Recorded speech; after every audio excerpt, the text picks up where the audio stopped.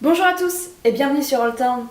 Alors, avant de vous parler de la musique de John Williams, je vais vous parler de ce qu'il y a eu avant en matière de musique de film afin de poser les bases et de commencer par le commencement.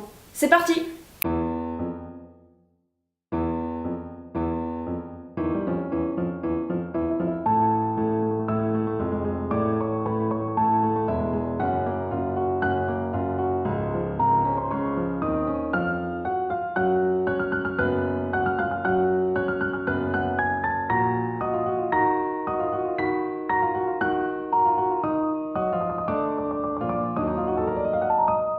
Alors on commence avec la première partie, le début du cinéma muet et la musique non originale.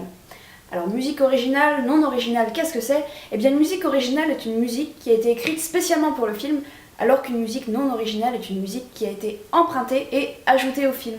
Dès la naissance du cinéma, la musique commence à accompagner les films.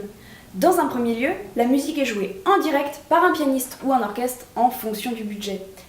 La musique apparaît d'abord pour détendre le spectateur, souvent tendu dans cette salle obscure et confinée, et pour couvrir le bruit de l'appareil de projection.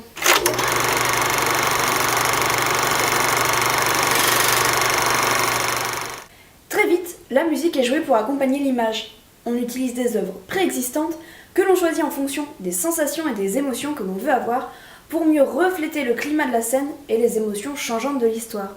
En 1909, Edison publie les Suggestions for Music et les Cue Sheets, des feuilles pour donner le signal d'une nouvelle entrée, à chaque sortie de ses films, dans lesquels sont listés les morceaux correspondant aux différents types de scènes afin de guider le travail des musiciens. Cette pratique connaît son apogée entre 1910 et 1920.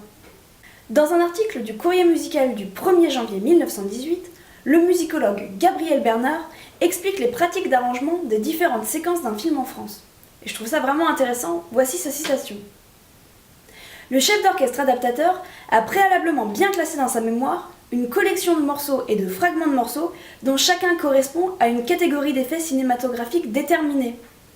Il sait que pour accompagner des scènes idylliques, il peut utiliser indifféremment son numéro 1 ou son numéro 2. Toutefois, le numéro 2 a l'avantage de se prêter à des reprises en nombre illimité. La scène idyllique étant assez longue, il choisira son numéro 2. Pour l'arrivée d'un personnage angoissant, il a à sa disposition un choix très riche de numéros pleins de mystères, d'angoisse et de menaces. Or, le personnage qui va tout gâter ne fait que passer sur l'écran. Il choisit alors le plus court de ces 5 numéros. C'est donc fascinant parce qu'en fait, les chefs d'orchestre adaptateurs avaient dans leur tête plein de dossiers numérotés correspondant à de la musique. La musique est aussi présente sur le tournage des films. Des musiciens jouent pour créer l'atmosphère et créer le rythme des scènes. Les acteurs s'appuient sur cette musique comme un soutien pour les aider à jouer les émotions. Nous passons donc à la deuxième partie, les débuts de la musique originale. La première musique originale exclusive de film est composée par Camille Saint-Saëns en 1908 pour L'assassinat du duc de Guise de Charles Le Bargy et André Calmette. La musique dure toute la durée de la pièce, c'est-à-dire 18 minutes, et est jouée par des cordes, quelques vents, un piano et un harmonium, une sorte d'orgue. Le film est un des premiers à rencontrer un succès international.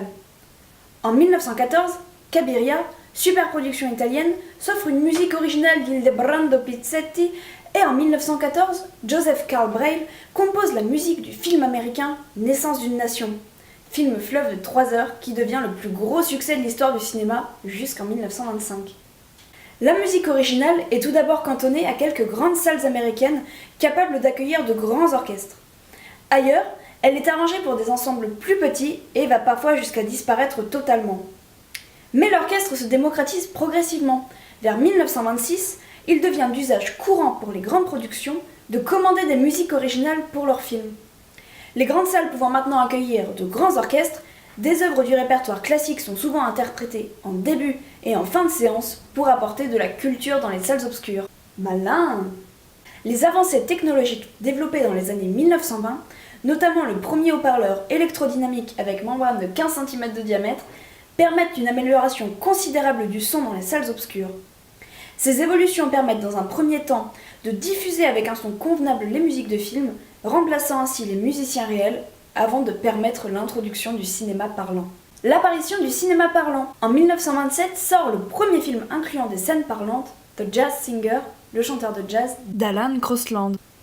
À la musique synchronisée s'ajoutent ainsi quelques dialogues et des bruitages, et le premier film entièrement parlant sort quant à lui l'année suivante. Il s'agit de The Lights of New York de Brian Foy. Très vite, les équipements progressent et dès 1935, le cinéma muet n'existe plus à Hollywood, entraînant d'énormes changements dans les productions. Les caméras très bruyantes sont placées dans des cabines insonorisées, réduisant grandement leur champ d'action.